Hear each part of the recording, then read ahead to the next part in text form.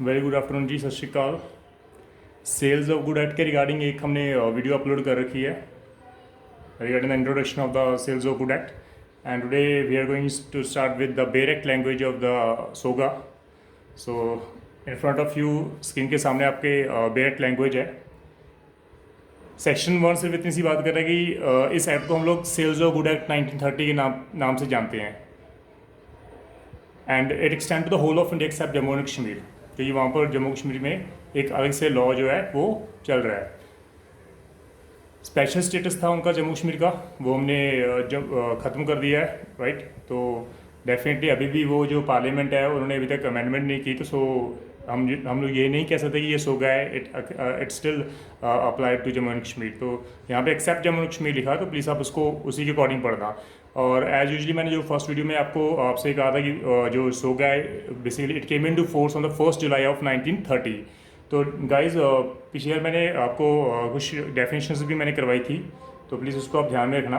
आपके सामने जो डेफिनेशन है वो बायर की है। बायर मीन्स वो पर्सन जो आपसे परचेज कर रहा है कोई चीज़, या एग्री कर रहा है कि मैं आपसे कोई चीज़ परचेज करूँगा, आप मेरे लिए फर्नीचर बना दो, मैं वो परचेज करूँगा। तो वो बनाने वाली चीज़ है, अभी वो मैन्युफैक्चर करेगा उसकी, वो अभी बनाएगा उसको। उसके बाद सिर्फ वो वुडन है, वुड पड़ी है, वो उसको बनाएगा और आपको फर्नीचर तैयार करके देगा। तो वो एग्री कर रहा है कि मैं आपसे वो गुड्स परचेज करूँगा। He is a buyer. Delivery means स्व इच्छा से, वॉलंटरली अगर आप ट्रांसफ़र कर रहे हो पोजेशन एक पर्सन से दूसरे पर्सन को, तो हम लोग बोलते हैं delivery. I am not talking about the ownership, I am just talking about the delivery. Means किसी चीज़ को किसी को देना, वॉलंटरली देना डिलीवरी माना जाता है। अगर आप बिना कंसेंट से उसे आप छीन रहे हो तो वो ट्रेसपास है गाइज, ये ध्यान में रखना। तो थर्ड जो डेफिनेशन वो आपके सामने वो है goods are said to be in delivery stable. ये सबसे इंपॉर्टेंट है पूरे सोगा एक्ट में। Deliverable state is one of the most important word. Certain goods uncertain goods, हम लोग कहते हैं कि डिलीवरेबल स्टेट में गुड्स होने चाहिए। जब भी आप किसी को आप सेल करते हो प्रॉपर्टी, या कोई पर्सन परचेज करता है प्रॉपर्टी, तो वो डिलीवरेबल स्टेट में होनी चाहिए। जस्ट फॉर एग्जांपल, आप शुगर लेने गए, आप मार्केट में गए, उसके पास बैग पड़ा जी 50 kg का शुगर का, आपने 2 kg परचेज करनी है। जब तक वो 2 kg वो मेजर नहीं कर देता, आपको हैंड ओवर नहीं कर देता, तब तक वो डिलीवर स्टेट में है ही नहीं है। अगर वो बैग में पड़ी है 50 kg में, वो अनसर्टन गुड्स है, क्योंकि वो अभी आपको पता ही नहीं कि वो अभी वो सेपरेट नहीं की गई है आपकी गुड्स। जब वो सेपरेट कर दी जाएगी, 50 kg बैग से 2 kg गुड शुगर निकाल के आपको सेपरेट कर दी जाएगी और उसका वेट कर दिया जाएगा, तो वो डिलीवरेबल स्टेट में मानी जाएगी। डॉक्यूमेंट की डेफिनेशन मैंने पिछले लेक्चर में बोल दी थी, तो प्लीज़ आप उसको ध्यान में रखना। Fault is simply means the wrongful act और डिफ़ॉल्ट। किसी गलती को ही हम डिफ़ॉल्ट बोलते हैं। ये बेसिकली टोटली अनइम्पॉर्टेंट मैं कहता हूँ कि ये डेफिनेशन, इसको ध्यान में रखने की ज़रूरत नहीं है। Future goods is an important word. Future goods वो गुड्स है जो अभी किसी ने मैन्युफैक्चर करनी है, किसी ने प्रोड्यूस करनी है, वो एग्जिस्टेंस में नहीं है। Goods which are not in existence and which need to be manufactured, produced or acquired by the seller, that is called the future goods. Contract of sale में जब गुड्स को अभी मैन्युफैक्चर करना बाकी है, प्रोड्यूस करना बाकी है, अभी उसको एक्वायर करना है, मैंने अभी लंदन से वो गुड्स मंगवानी है, मैंने अभी एक्वायर करनी है, तभी मैं आपको सेल करूंगा, वो अभी फ्यूचर गुड है। जब मैं मंगवाऊंगा, जब मैं मैन्युफैक्चर करूंगा, जब मैं प्रोड्यूस करूंगा, तभी वो फ्यूचर गुड, तब तक वो फ्यूचर गुड्स है। जब हो जाएगी तब वो हम लोग बोलेंगे कि वो गुड एग्जिस्टेंस में है। गुड्स आपके सामने डेफिनेशन में है। Goods it simply means every kind of movable property. Guys यहाँ पर एक इंपॉर्टेंट बात जो है वो ये है कि जो गुड्स की डेफिनेशन में है उसमें सेल्स ऑफ गुड एक्ट में सिर्फ हम मूवेबल प्रॉपर्टी को ही हम काउंट करते हैं, सबसे इंपॉर्टेंट। और जो प्राइस है वो सिर्फ मनी में ही काउंट करते हैं, वो हम लोग नेक्स्ट सेक्शन में डेफिनेशन पढ़ेंगे। तो यहाँ पर गुड्स है जो वो मूवेबल प्रॉपर्टी है, लेकिन उस मूल प्रॉपर्टी में एक्शनेबल क्लेम और मनी को ऐड नहीं किया जाता। मनी जो करंट हमारी करेंसी है वो इट्स नॉट अ गुड्स। हाँ, जो एंशियंट हमारी करेंसी है जो अभी पड़ी है पुरानी, डेफिनेटली नंबर ऑफ पर्सन्स हैं जो विलिंग है वो उस करेंसी को खरीदने के लिए, जो पुरानी है, तो वो तो गुड्स है। लेकिन जो करंट करेंसी है वो गुड्स नहीं मानी जाती। एक्शनेबल क्लेम जो है वो इंपॉर्टेंट टर्म्स है हमारे लिए। एक्शनेबल क्लेम वो क्लेम है जिसके लिए आपको सूट फाइल करना है। Without suit, you cannot claim those things. So that is important. The good includes every kind of mole property, including stock, shares, growing crops, grass. जब वो वस्तु वो थिंग्स जो अटैच्ड है किसी लैंड के साथ, जिसको हम सेपरेट करेंगे तो वो मूवेबल प्रॉपर्टी बन जाएगी. लाइक हैंडपम्प तो ज़मीन में है ना, तो जब उसको अलग किया जाएगा तो वो मूवेबल प्रॉपर्टी है. लाइक सीलिंग फैन है, वो आपके जब तक कमरे में है तो वो मूवेबल प्रॉपर्टी है, जब उसको सेपरेट कर दिया जाएगा वो मूवेबल प्रॉपर्टी है. तो वहाँ पे वर्ड लिखा which are agree to be severed before sale और under the contract of sale. जब तक हम लोग एग्री कर लिया, हम इसको स्वेयर करके हम उसको सेल करेंगे तो it become a goods. 8th point क्या है हमारा, इंसॉल्वेंट पर्सन कौन है. वो पर्सन इंसॉल्वेंट माना जाएगा जिसके पास पैसा नहीं है कि वो अपने ऑर्डिनरी डेप्ट्स को पे कर सके. तो वहाँ पर वर्ड लिखा है who has ceased to pay his debts in the ordinary course of business and और can not pay his debts as they become due. जब वो अमाउंट ड्यू होगा तो डेफिनेटली मैं पे नहीं कर सकता उसको. अगर आज की डेट में अमाउंट ड्यू है तो आई एम अनेबल टू पे, तो डेफिनेटली मैं इंसॉल्वेंट हूँ. तो मुझे इंसॉल्वेंट डिक्लेयर कराना पड़ेगा कोर्ट से, तभी मैं इंसॉल्वेंट बन जाऊँगा. तो once I got declared my self to be an insolvent person from the competent court, then nobody has a right to file a suit against me. कोई सूट फाइल नहीं कर सकता मेरे अगेंस्ट पैसे के लिए, क्योंकि मैं तो इंसॉल्वेंट हूँ. तो मर्केंटाइल एजेंट कौन है. मर्केंटाइल एजेंट वो पर्सन है, वो एजेंट माना जाएगा having in ordinary in the customary course of business as such agent authority either to sell goods और to consign goods for the purpose of sale. Guys हमें पता है कि जब हम लोग पुरानी कार वगैरह परचेज करते हैं तो वहाँ पर नंबर ऑफ़ शॉप्स हमारे आसपास होती हैं जहाँ पर पुरानी गाड़ी बेची जाती है. तो अगर आप वो अपनी वहाँ पर कार पार करके आ गए तो आपको तो पता ही नहीं है, अगर वो सेल कर दे तो वो सेल मानी जाएगी, क्योंकि वो मर्केंटाइल एजेंट है, वो उसी गुड्स के साथ जो है वो डील करता रहता है. तो अगर थर्ड पर्सन अगर उस कार को परचेज कर रहा है, अगर वो विलिंग है उस कार को परचेज करने में, गुड फेथ में परचेज कर रहा है कि basically that agent has a power to sell that car, तो डेफिनेटली वो सेल मानी जाएगी. मर्केंटाइल एजेंट जो एक किसी गुड्स के साथ डील कर रहा है, ठीक है जी. वो तो प्राइस गाइस सबसे इंपॉर्टेंट बात, कॉन्ट्रैक्ट में कंसिडरेशन कोई भी हो सकता है, लेकिन सेल्स ऑफ गुड में कंसिडरेशन सिर्फ मनी ही हो माना जाएगा. Price means the money consideration for the sales of goods. अगर आप मार्केट में जा रहे हो, अगर आपको शूज़ पसंद है नाइकी के, तो आप ये नहीं कह सकते कि ठीक है जी आप मुझे शूज़ दे दो और मैं आपको 2 kg शुगर दे दूंगा या 200 kg शुगर दे दूंगा. तो it is not a Bata system. Bata system यहाँ पे बिल्कुल अलाउ नहीं किया था. तो इन कंसिडरेशन आपको सिर्फ प्राइस ही देना पड़ेगा, आपके लिए इंपॉर्टेंट है. Then property means general property in goods and not merely special property. हम सिर्फ जनरल गुड्स की बात कर रहे हैं. Property means simple property, that is a mole property, right. Quality of goods की रिगार्डिंग हम बात करें तो गुड्स की क्वालिटी कैसी होगी, कैसी नहीं मानी जाती, उसकी कंडीशन कैसी है, वो किस स्टेट में है, राइट, वो क्वालिटी मानी जाती है. तो सेलर मीन्स वो पर्सन जो एग्री कर रहा है कि मैं आपको सेल कर रहा हूँ, जहाँ वो सेल कर रहा है प्रॉपर्टी आपको मूवेबल प्रॉपर्टी, तो वो सेलर है. स्पेसिफिक गुड्स मीन्स वो गुड्स जिसको आइडेंटिफाई किया गया है और एग्री किया गया है at the time of contract कि भाई ये मैं गुड्स जो है वो परचेज करने के लिए रेडी हूँ और ये परचेज जो है गुड्स मैं सेल करने के लिए रेडी हूँ. That is a specific goods. आप मार्केट में गए, एक्सक्लूसिव शोरूम है आपके साथ, नाइकी का, राइट, रिबॉक का, आप गए, आपने 2 शूज़ उठाए एंड दैट इज़ आपने आइडेंटिफाई कर ली वो, and now you make a contract with that person कि मैं इसको परचेज करना चाहता हूँ. This pairs of shoes I want to purchase. This is the specific goods. Otherwise, in his shop there are number of shoes available, but you have selected the one pairs of shoes. That is a specific goods. This is all what the important definition जिसको हम बात करें. Section 3 is one of the most important section, guys. Students इसको बिल्कुल ignore मत करें. ध्यान में रखना ये सेक्शन बहुत इंपॉर्टेंट है. इसकी थोड़ा सा टेक्निकल है, इंटरप्रिटेशन सिंपल है. वहाँ पर वर्ड लिखा है section 3, the unrepealed provision of the Indian contract act 1872 save in so far as they are inconsistent with the express provision of this act shall continue to apply to contract for the sale of goods. Guys we all know contract of goods जो है, sorry, the Indian contract act है वो हमारा general law है. उस उसके जो उसके बाद जो हमारे एक्ट आते हैं वो सेल्स ऑफ गुड एक्ट है, पार्टनरशिप एक्ट है, क्योंकि हम लोग कॉन्ट्रैक्ट करते हैं तो वो तो जनरल लॉ अप्लाई होगा हमारा इंडियन कॉन्ट्रैक्ट एक्ट का। तो लॉ कहता है कि ऐसे जो सेक्शंस हैं जिनको रिपील नहीं किया गया इस एक्ट में, और ये एक्ट इंडियन कॉन्ट्रैक्ट एक्ट के कुछ प्रोविजन के साथ इनकंसिस्टेंट है, तो लॉ कहता है कि भाई इंडियन कॉन्ट्रैक्ट एक्ट को ही माना जाएगा, उनकी प्रोविजंस अप्लाई होंगी contract of sales of good act के अकॉर्डिंग। तो अनरिपील्ड प्रोविजन जो totally inconsistent with the sales of good act है, in spite of that Indian contract act वहां पर अप्लाई होगा। तो इंपॉर्टेंट थिंग।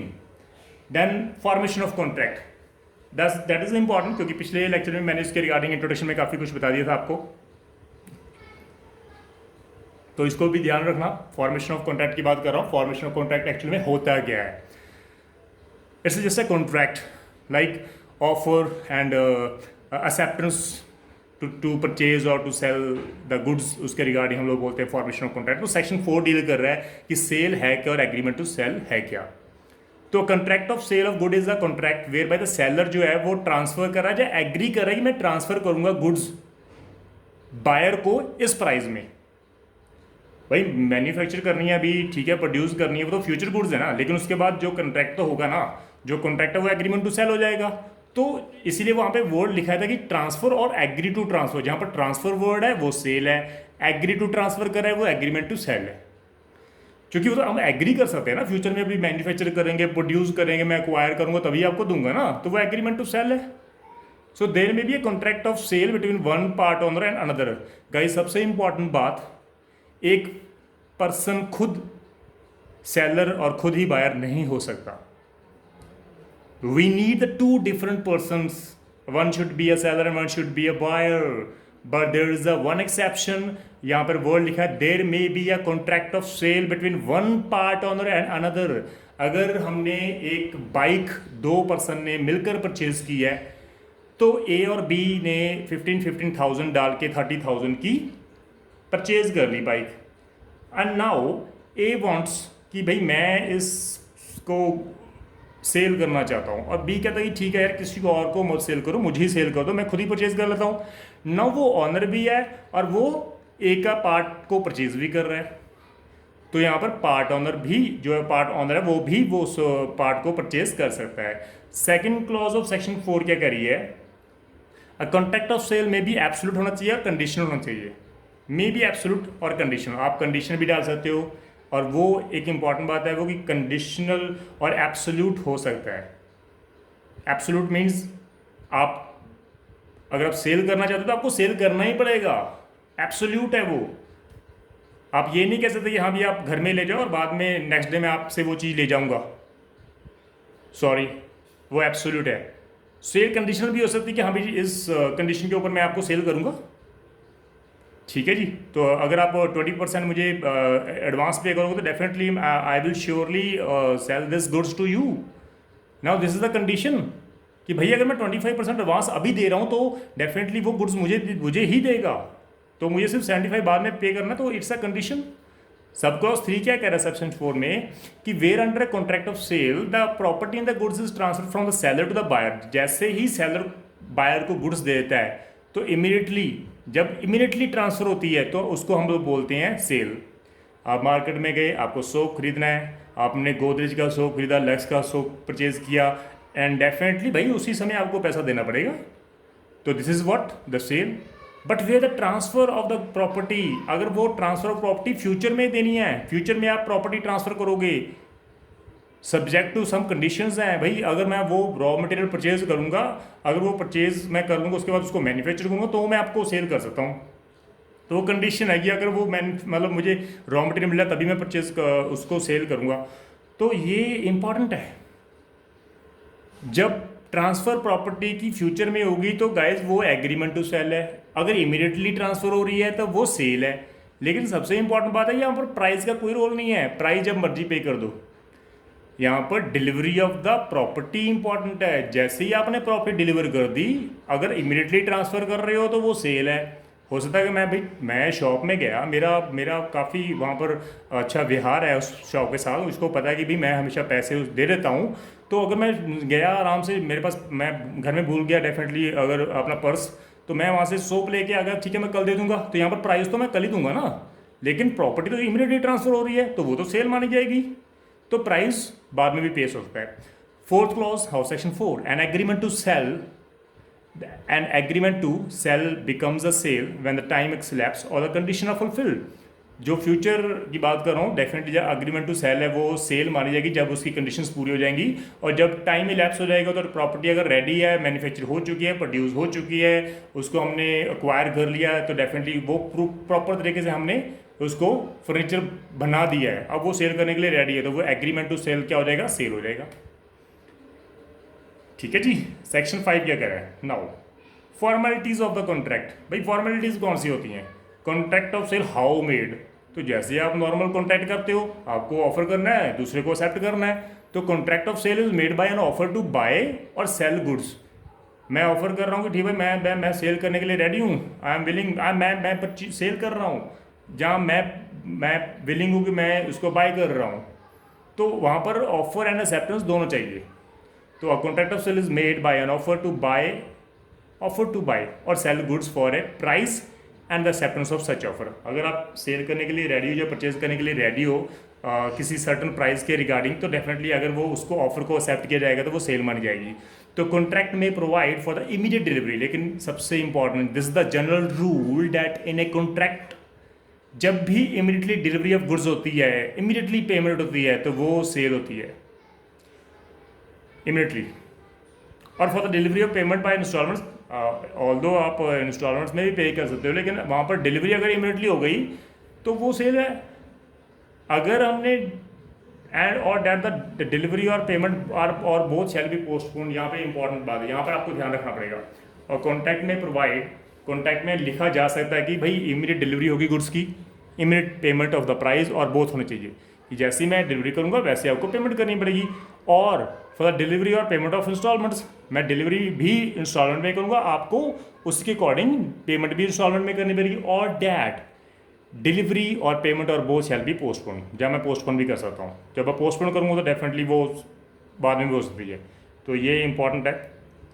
डिलीवरी बाद में भी हो सकती है गुड्स की, तो वो हालांकि जब होगी तभी सेल मानी जाएगी। तो सब क्लॉज 2 सेक्शन 5 में क्या कर रहा है कि subject to the provisions of any law for the time in force, a contract of sale may be made in writing और बाय वर्ड ऑफ माउथ।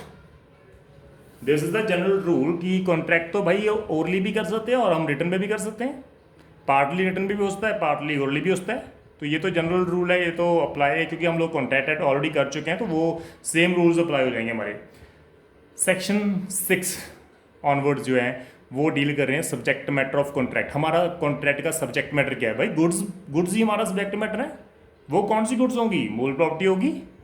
तो हमारे इसमें सेल्स ऑफ गुड एक्ट में जो सब्जेक्ट मैटर है सिर्फ और goods होनी चाहिए। वो गुड्स कौन सी हैं? वो एग्जिस्टिंग गुड्स भी होते हैं, वो फ्यूचर गुड्स भी होती हैं, as I discuss early in the first lecture. तो ये सेम सेक्शन 6 हम अभी डिस्कस कर रहा हूँ मैं आपके सामने। सेक्शन 6 क्या कर रहा है? गुड्स जो हैं, जो सब्जेक्ट मैटर है इस कॉन्ट्रैक्ट ऑफ सेल का, वो एग्जिस्टिंग गुड्स भी हो सकती हैं, ओन्ड और पोसेस्ड बाय द सेलर, जो सेलर के पास पड़ी हैं एग्जिस्टिंग गुड्स, या फ्यूचर गुड्स भी हो सकती हैं। सो there may B a contract for sale of goods the acquisition of which bye the seller depend upon a contingency. हो सकता है कि मतलब कॉन्ट्रैक्ट ऐसा भी हो सकता है आपके कि भाई मैं जब एक्वायर करूँगा इस गुड्स को तब मैं आपको ये सेल करूँगा। तो वो जो एक्वायर कर रहा है वो प्रॉपर्टी एक्वायर करेगा, मूल प्रॉपर्टी एक्वायर करेगा, वो हो सकता है किसी कंडीशन पे डिपेंड हो, किसी कॉन्टिजेंसी पे डिपेंड हो सकता है कि मतलब अगर बी ने वहाँ पर मुझे मेरे साथ कॉन्ट्रैक्ट किया तो डेफिनेटली वो मुझे रॉ मटेरियल देगा। अगर उसने मेरे साथ कॉन्ट्रैक्ट किया तो डेफिनेटली मैं आपकी जो गुड्स है वो रॉ मटेरियल आने के बाद रेडी कर दूंगा। तो ये जो मेरा कॉन्ट्रैक्ट है, ए से वो रॉ मटेरियल खरीद रहा है बी, और सी मैं हूँ, मेरे साथ वो कॉन्ट्रैक्ट कर रहा है। वो कह रहा है कि भाई ए से जब मैं रॉ मटेरियल परचेज करूँगा तो मैं गुड्स आपके लिए प्रिपेयर कर दूँगा। तो डेफिनेटली जो मेरे साथ कॉन्ट्रैक्ट है, बी सी का कॉन्ट्रैक्ट है, वो ए के ऊपर डिपेंड कर रहा है। तो ये इंपॉर्टेंट है, ठीक है जी। तो थर्ड क्लॉज क्या कह रही है कि जो कॉन्ट्रैक्ट ऑफ सेल है, जहां the seller purport to effect a present sale of future goods, the contract operate and agreement to sell the goods. जहाँ पर जो अगर वो पर्सन फ्यूचर गुड्स, फ्यूचर में वो गुड्स मुझे सेल करेगा तो डेफिनेटली वो एग्रीमेंट टू सेल ही माना जाएगा। Seventh section is one of the most important, number of times pre में क्वेश्चन आ चुका है। ऐसी गुड्स जो कॉन्ट्रैक्ट करने के समय पहले ही वो गुड्स अब जो वो ख़त्म हो चुकी हैं, वो डैमेज हो चुकी हैं, तो डेफिनेटली वो ऐसे like suppose the 1 January of 2020 को मैंने कॉन्ट्रैक्ट किया। जब मैंने कॉन्ट्रैक्ट कर रहा था उससे पहले, एक दिन पहले या उसी समय, उससे 2 मिनट पहले वो गुड्स खराब हो चुकी थी, तो डेफिनेटली उस कॉन्ट्रैक्ट का तो पर्पस रहता नहीं है, वो तो कॉन्ट्रैक्ट वॉइड माना जाएगा। तो सेक्शन 7 क्या कह रहा है, where is the contract for sale of specific goods, the contract is void if the goods without the knowledge of the seller have at the time when the contract was made perished or become so damaged as no longer to answer their description in the contract। ए ने B के साथ contract किया and ए जो है वो B का black horse purchase करना चाहता है। बी इज़ विलिंग कि अभी ठीक है मैं आपको सेल कर दूंगा, लेकिन at the time of the contract उससे पहले 1 घंटा पहले वो ब्लैक हॉर्स की डेथ हो चुकी थी, बी को पता नहीं था, तो डेफिनेटली गाइज वो कॉन्ट्रैक्ट वॉइड माना जाएगा, वो बिल्कुल भी उसको इन्फोर्स नहीं किया था। 8 सेक्शन क्या कह रहा है, voidable contract, goods perishing before sale but after agreement to sell. वहाँ पर लिखा है where there is an agreement to sell, जहाँ पर एग्रीमेंट टू सेल है स्पेसिफिक गुड्स के regarding, and subsequently the goods without any fault of any part of the seller और buyer. किसी पार्टी की गलती नहीं, ना सेलर की गलती है ना बायर की गलती है, लेकिन वो गुड्स कॉन्ट्रैक्ट करने के बाद पेरिश्ड, बिकम सो डैमेज, वो डैमेज हो जाती हैं। ठीक है जी, डेफिनेटली वो जो सेलर है वो बायर को वो गुड्स नहीं दे सकता क्योंकि ऑलरेडी वो डैमेज हो चुकी हैं। तो लॉ कहता है कि इस एग्रीमेंट को अवॉइड किया जा सकता है, इट कैन बी अवॉइडेड, तो this is a voidable contract, this is the voidable contract. I suppose for example A ने बी के साथ कॉन्ट्रैक्ट किया 100 बैग्स ऑफ वीट के रिगार्डिंग, ठीक है जी, उस समय उसके पास 1000 बैग्स पड़े थे, लेकिन जब उसको एक्चुअल में जब वो परफॉर्म करना था तो डेफिनेटली कोई आग लग गई जिसकी वजह से वो 1000 की जो बैग्स हैं वो बिल्कुल ख़त्म हो गए। तो लॉ कहता है कि उस एग्रीमेंट को अवॉइड किया जाता है, इट्स ऑफ वॉइडेबल नेचर, वो वॉइडेबल नेचर का कॉन्ट्रैक्ट माना जाएगा।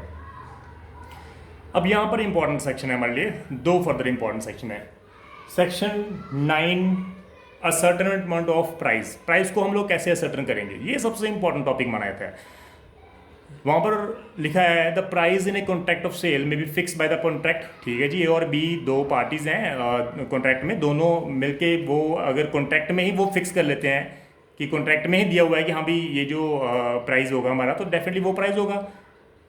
और may be left to be fixed in manner thereby agreed, जहाँ हम लोग ये भी कह सकते हैं कि हाँ भी हमने ये मैनर प्रिस्क्राइब कर दिया, इस मैनर के अकॉर्डिंग हम लोग प्राइस जो है बाद में असर्टन करेंगे।